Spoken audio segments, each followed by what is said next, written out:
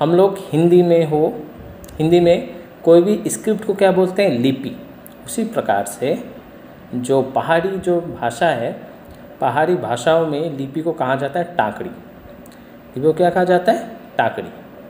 अभी ये जो टाकरी है इसका उद्भव किससे हुआ है, इसमें भी 2-3 थ्योरीज है। कोई कहता है कि ये टंका या फिर जैसे कि हम लोग बिजनेस में पैसे को टंका बोलते हैं, उसे टंका से आया है। कोई दूसरा कुछ कहता है। तो सीधे तौर पर आप लोग समझे, टाकरी का सीधे तौर पर मतलब होता है लिपि। अभी क्या है, हिमाचल की हर एक क्षेत्र की अलग अलग टाकरी या फिर अलग अलग लिपियाँ हैं। जैसे कि मंडी क्षेत्र की है मंडियाली, चंबा क्षेत्र की है चंबियाली, कुल्लू की है कुल्लवी, ठीक है ना। उसी प्रकार सिरमौर गिरिपार की है सिरमौरी। उसके बाद आपका जब आप चले जाए वो साइड में, जैसे किश्तवाड़ हो गया, डोगरा हो गया, वहाँ को हो क्या, डोगरी टाकरी।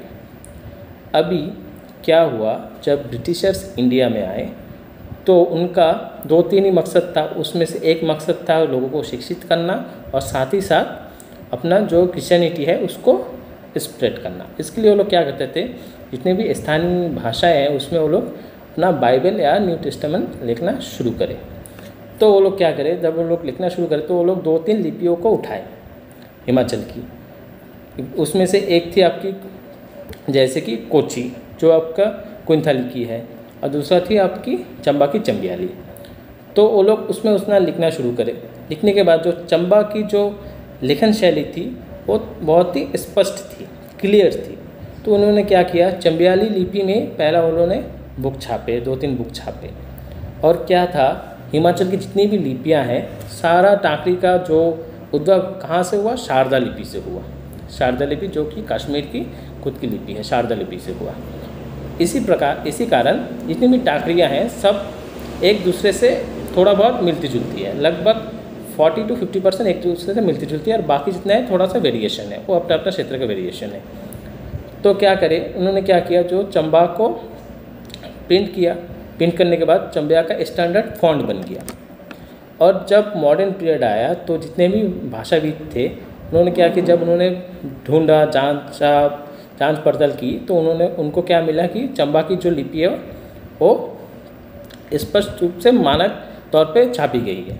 इसका मतलब ये नहीं कि चंबा की लिपि सारे हिमाचल के टाकरी की मूल स्टैंडर्ड लिपि है। मैं सीधे तौर पर बताना चाहूँगा, अभी यूनिकोड में जो टाकरी एज ए टाकरी इनकोड किया गया है वो कि चंबा की टाकरी ही है। और चंबा की टाकरी ना तो कुल्लू वाले ठीक तरह से पढ़ पाएंगे, ना कि सिरमौर वाले ठीक से पढ़ पाएंगे, सिर्फ चंबा वाले ही पढ़ पाएंगे।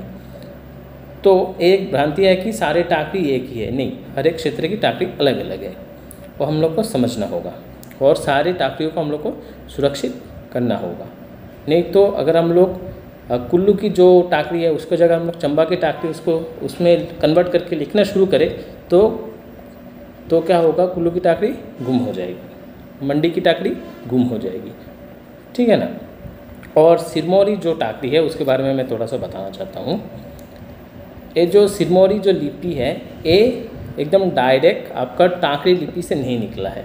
आप लोग ध्यान से सुनिए, सारी टाकरी एक दूसरे से मिलती जुलती है, लेकिन सिरमौरी टाकरी इन सारे लिपियों से नहीं मिलती है। इसका मेन कारण है, इसका जो उद्भव स्थल है वो आपका हो गया राजस्थान, क्योंकि राजस्थान की जो मुड़िया लिपि या फिर महाजनी लिपि है, वही लिपि से ये जो सिरमौरी टाकरी बहुत सी मिलती जुलती है। क्योंकि अगर हम लोग इतिहास खंगालेंगे तो सिरमौर जो रॉयल फैमिली है उसका वैवाहिक संबंध राजस्थान के राजपूत परिवारों से था।